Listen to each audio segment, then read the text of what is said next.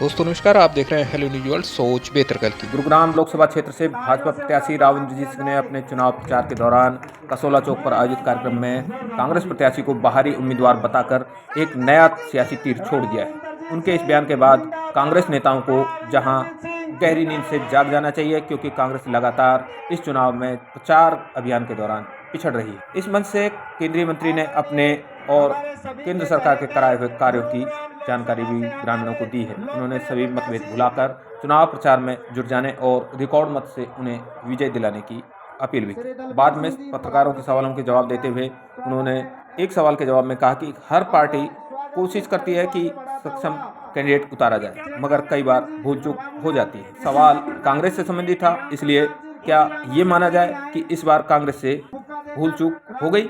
आप देखिए और सुनिए उन्होंने अपने भाषण के दौरान और पत्रकार वार्ता में क्या कहा।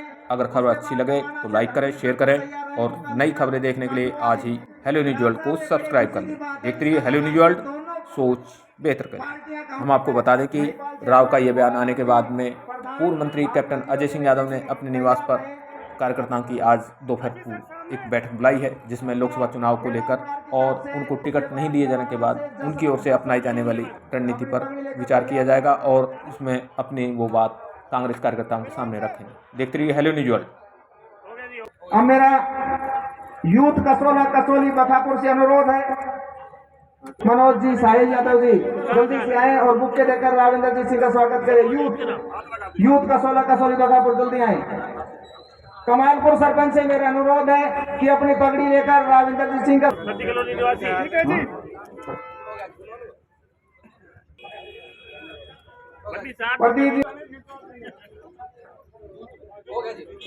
ध्यान का स्वागत करने के लिए राव साहब का इंद्रजीत सिंह।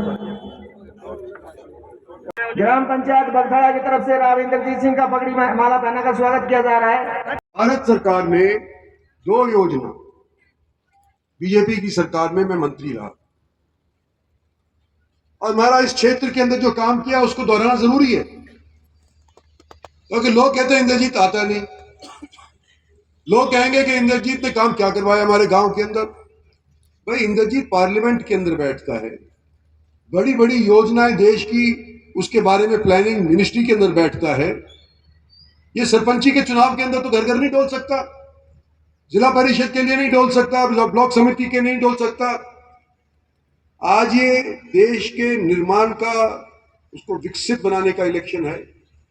और अगर आपकी छोटी मोटी मतभेद अगर जिला परिषद के इलेक्शन में रही हो, गांव के सरपंची के इलेक्शन में रही हो, तो मेरा आपसे निवेदन है, जो साथी आए हैं,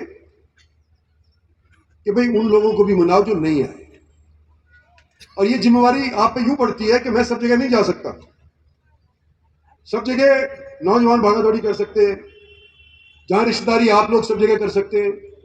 मेरे को आप लोगों के सहयोग की जरूरत है। क्यों? कि हम जो हमारे यहाँ काम हुए हैं उसके 4 चांद लगाना चाहते हैं। और क्या काम हुए? सबसे पहले तो बड़ी मुश्किल के बाद, बड़ी मशक्कत के बाद हमारे यहाँ प्रधानमंत्री ने एम्स का शिलान्यास रखा। 8-10 साल बरगलाते रहे लोग, नहीं होगा, कैसे होगा, ये तो झूठ बोल रहे हैं। कोई सिरे चढ़ा दिया। आप लोगों के मन की बात आज के दिन मैं कर रहा हूं, क्योंकि आप लोग या तो चिकित्सा के लिए रोहतक जाया करते थे या जयपुर जाया करते थे। आज के दिन बगल के अंदर एम्स का फर्स्ट क्लास हॉस्पिटल खुल जाएगा, आपको यहीं की यहीं इलाज करवाने की सुविधा मिल जाएगी। एक चीज जिक्र नहीं आता, लेकिन है बहुत महत्वपूर्ण। हमारे यहां से डेडिकेटेड रेल फ्रेट कॉरिडोर गुजर रहा है। 2.25 लाख करोड़ रुपया इसके ऊपर भारत सरकार का खर्च हुआ है, तकरीबन बन गया है। ये जो हमारा यातायात है, आपके बगल में से रोड जाती है जयपुर को, इस पे देखो ट्रक कितने ज्यादा है, लोगों की रोज एक्सीडेंट होती रहती है। सारी मालगाड़ियां एक तरफ और डेडिकेटेड रेल फ्रेट कॉरिडोर के ऊपर चलने वाली मालगाड़ियां एक तरफ। ये सारे यातायात डेडिकेटेड रेल फ्रेट कॉरिडोर के माध्यम से मुंबई तक यातायात जाया करेगा, जिससे न केवल जमीन का भाव बढ़ेगा, लेकिन नौकरियां उपलब्ध होंगी। जगह जगह के ऊपर गोडाउन खुल जाएंगे, जगह जगह के ऊपर इंडस्ट्री खुल जाएगी। और कई बार तो हमको खुद को ये रोना आता है कि भाई हमने ये जो लॉजिस्टिकल हब यहाँ बावल के अंदर आ रहा था, हमने अपने पैर पे खुद कुल्हाड़ी मार ली कि भाई ये मत खोलो यहाँ पे, और वो जाकर नांगल चौधरी चला गया। चलो वो भी हमारा क्षेत्र है, कोई दिक्कत की बात नहीं है।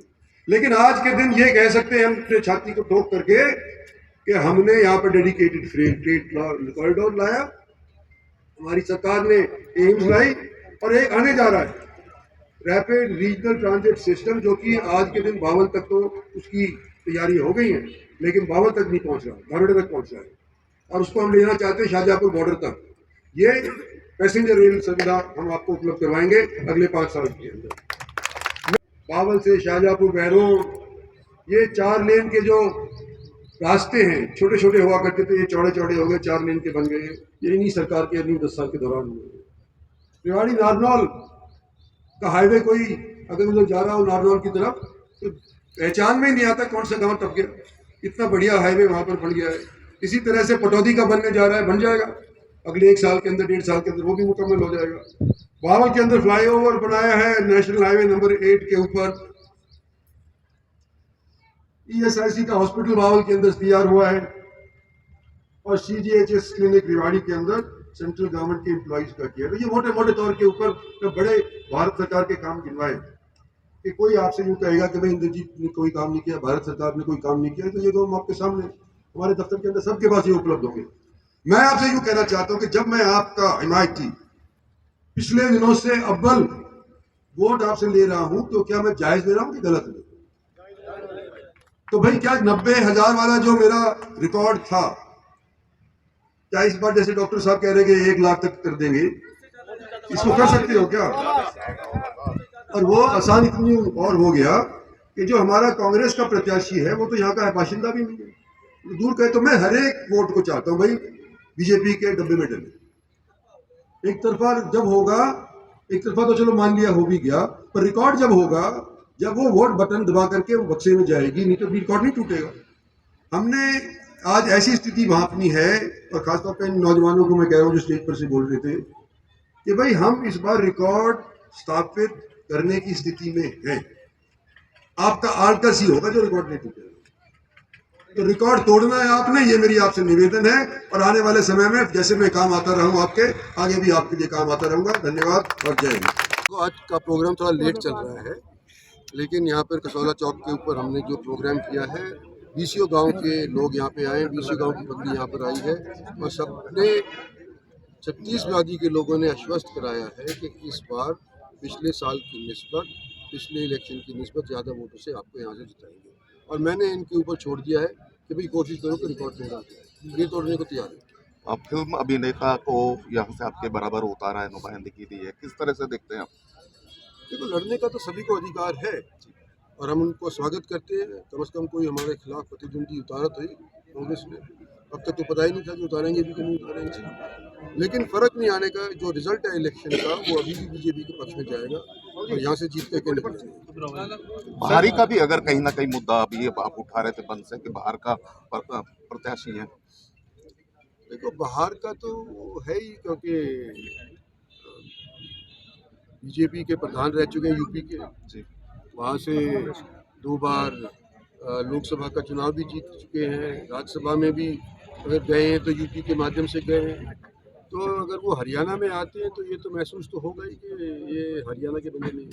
सर, हुड्डा ने विकास कार्यों में लेकर दक्षिण हरियाणा के साथ आप लोग विश्वासघात का आरोप लगाते रहे, लेकिन अभी जो टिकटॉक के अंदर भी उन्होंने अपनी ही पार्टी के अंदर किया है, उसके लिए क्या कहेंगे? हर एक पार्टी कोशिश ये करती है कि सबसे सक्षम कैंडिडेट उतारा जाए।